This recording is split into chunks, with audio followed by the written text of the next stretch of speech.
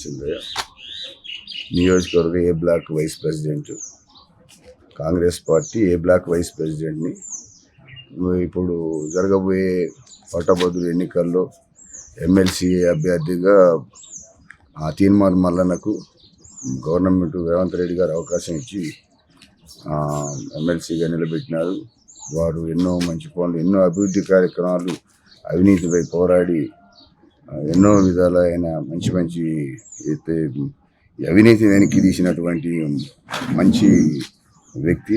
అటువంటి తీన్మార్ మల్లన్నకి మా గ్రాడ్యుయేట్స్ అందరూ ఓట్లు వేసి తీన్మార్ మల్లన్నని అధిక మెజారిటీతోటి గెలిపియాలని చెప్పి నేను ఎడ్యుకేటర్స్ అందరినీ మనస్ఫూర్తిగా కోరుకుంటున్నాను. అటువంటి వ్యక్తి మనకి అవసరం దీంట్లో కాబట్టి మీరందరూ వేసి గెలిపియాలని కోరుకుంటున్నాను.